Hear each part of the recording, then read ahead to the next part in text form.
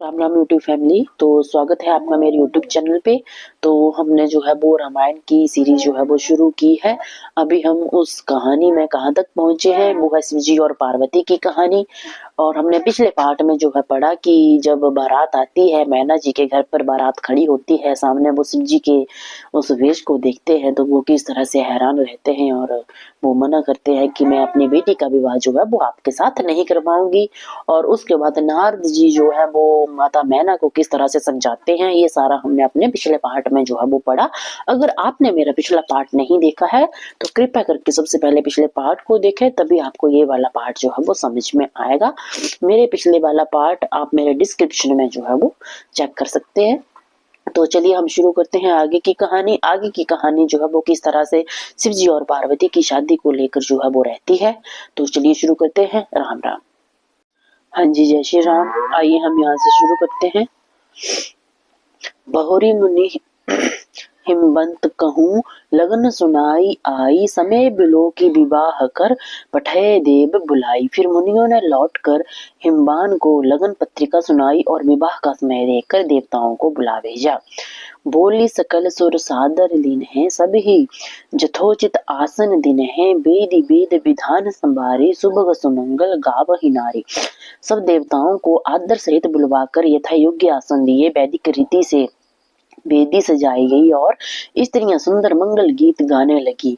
सिंहासनो अति दिव्य सुहावा, जाय न बरनी बिरंची बनावा, बैठे शिव विप्रनह सिरु नाई, हृदय सुमिरि निज प्रभु रघुराई। वेदिका पर एक अत्यंत सुंदर दिव्य सिंहासन था, जिसकी सुंदरता का वर्णन नहीं किया जा सकता, क्योंकि वह स्वयं ब्रह्मा जी का बनाया हुआ था। ब्राह्मणों को सिर नवाकर और हृदय में श्री रघुनाथ जी का स्मरण करके शिव जी उस सिंहासन पर बैठ गए। बहुरी मुनीसन उमा बुलाई, करी सिंगारू सखील आई, देखत रूपू सकल सुर मोहे, वर्ण छवि अस जग कवि को है। फिर मुनीश्वरों ने पार्वती को बुलाया, सखियां श्रृंगार करके उन्हें ले आई। पार्वती जी के रूप को देखते ही सब देवता मोहित हो गए। संसार में ऐसा कोई कवि है जो उस सुंदरता का वर्णन कर सके।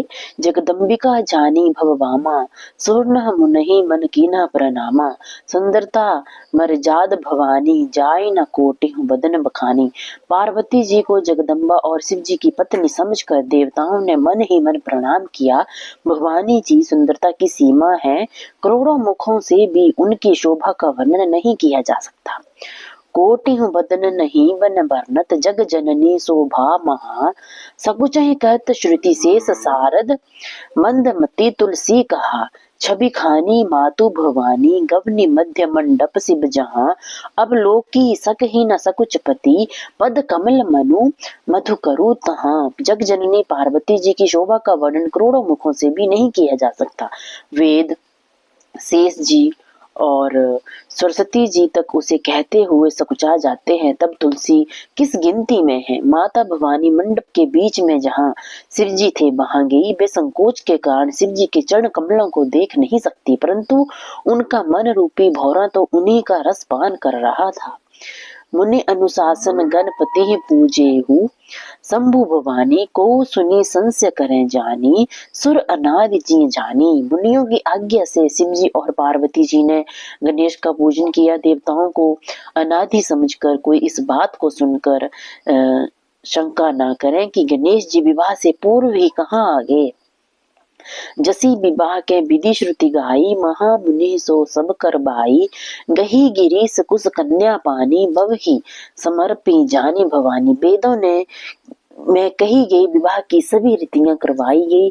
पर्वतराज हिमाचल ने हाथ में कुश लेकर कन्या रूप भवानी का हाथ पकड़कर उन्हें शिव जी को समर्पण किया। पानी ग्रहण जब कीना महेशा, हिम हर्षे तब सकल सुरेशा, वेद मंत्र मुनि बर उच्चरहि, जय जय जय शंकर सुर करहि।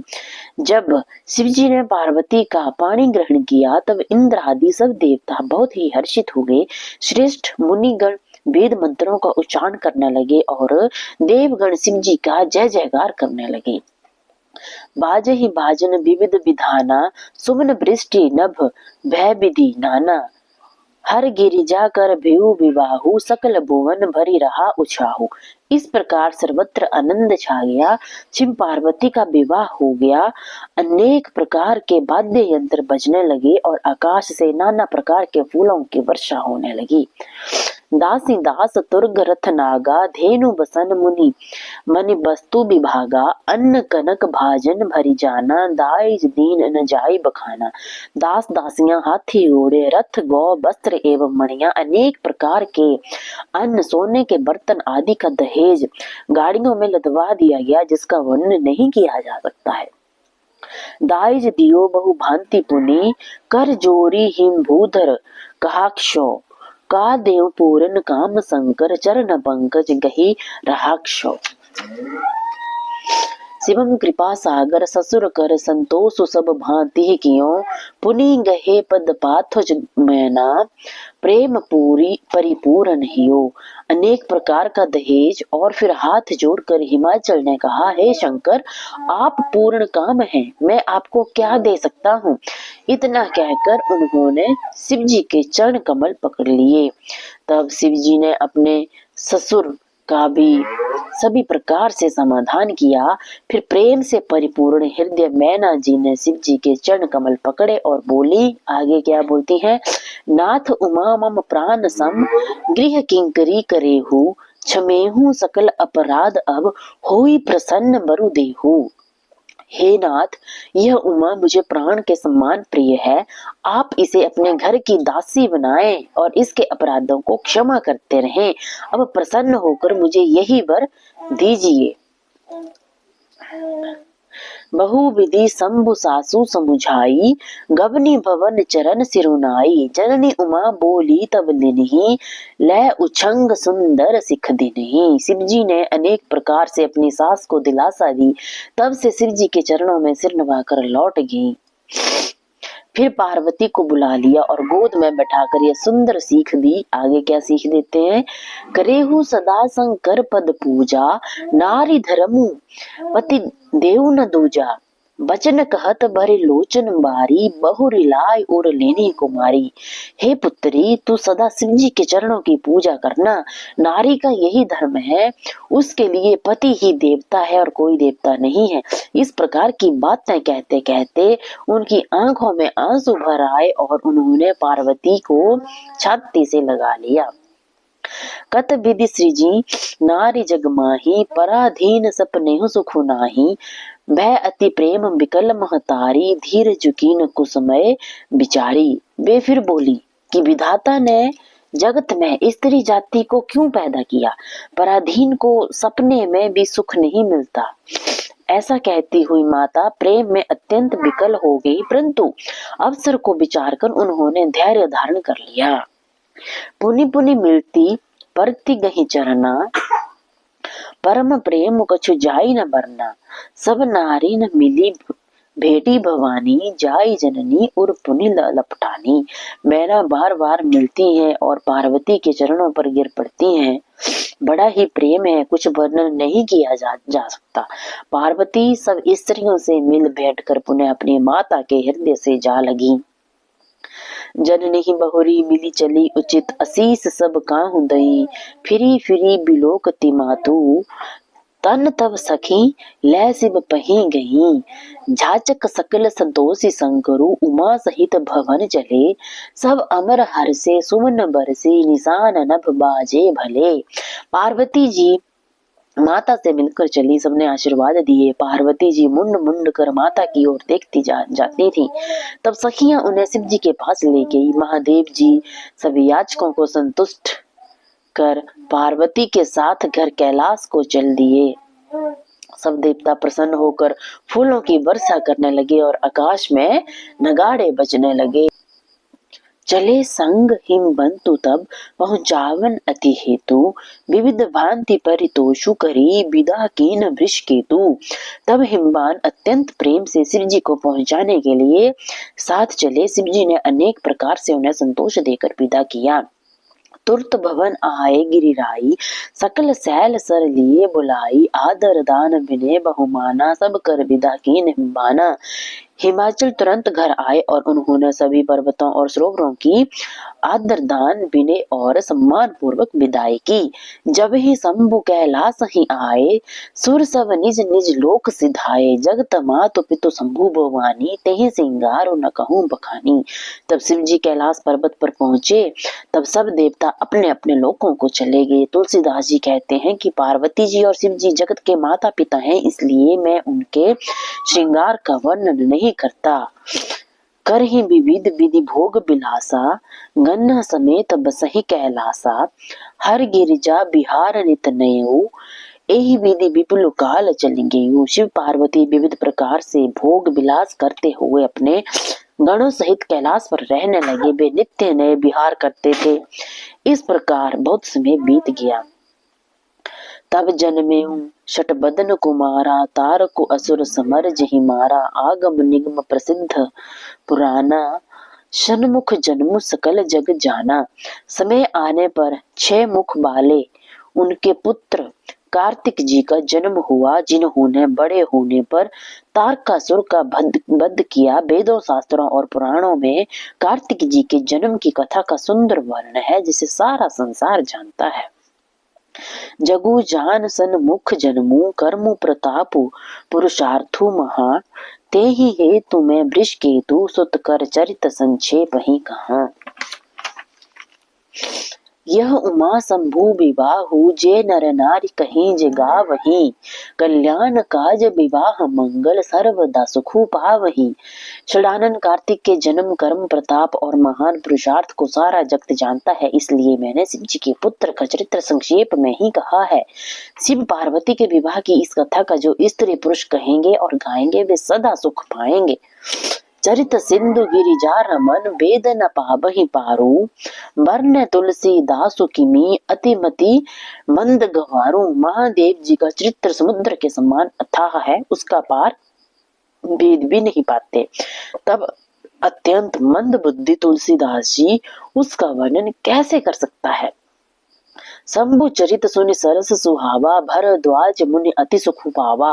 बहु लालसा कथा पर बाड़ी, नहीं नीरू रोमा बलि ठाड़ी। शिव जी के रसीले और सुहावने चरित्र को सुनकर मुनि भरद्वाज जी ने अत्यंत सुख प्राप्त किया। कथा सुनने की उनकी लालसा बहुत बढ़ गई, नेत्रों में जल भर आया और रोमावली खड़ी हो गई। प्रेम विवश मुख आवन बानी, दशा देखी हर से मुनि ज्ञानी। अहो धन्य तब जन्म मुनीसा, तुम्हें प्राण संप्रिय गौरीसा। वे प्रेम में मुग्ध हो गए, मुख से वाणी नहीं निकली। उनकी ऐसी दशा देखकर मुनि याज्ञवल्क्य के बहुत प्रसन्न हुए और बोले, हे मुनीश्वर, तुम्हारा जन्म धन्य है, तुम्हें शिव जी प्राणों के समान प्रिय है। शिव पद कमल जिन ही रति नाही, राम ही ते सपने हूँ न सुहाही। बिनु छल विश्वनाथ पद ने हूँ, राम भगत कर लक्षण हूँ। शिव जी के चरण कमलों में जिनकी प्रति प्रीति नहीं है, वे श्री रामचंद्र जी को स्वप्न में भी अच्छे नहीं लगते। शिव जी के चरणों में विशुद्ध प्रेम होना ही राम भक्त का लक्षण है। शिव सम को रघुपति व्रतधारी, बिनु अघ तजी सती असी नारी। पनु करी रघुपति भक्ति दिखाई, को शिव सम राम ही प्रिय भाई। शिव जी के समान रघुनाथ जी की भक्ति का व्रत धारण करने वाला कौन है, जिन्होंने बिना ही पाप के सती जैसी स्त्री को त्याग दिया और प्रतिज्ञा करके श्री रघुनाथ जी की भक्ति दिखा दी। श्री रामचंद्र जी को शिव जी के समान दूसरा कौन प्यारा है। प्रथम ही मैं कहीं शिव चरित भुजा, मर्म तुम्हार सुचि सेवक तुम राम के, रहित समस्त विकार।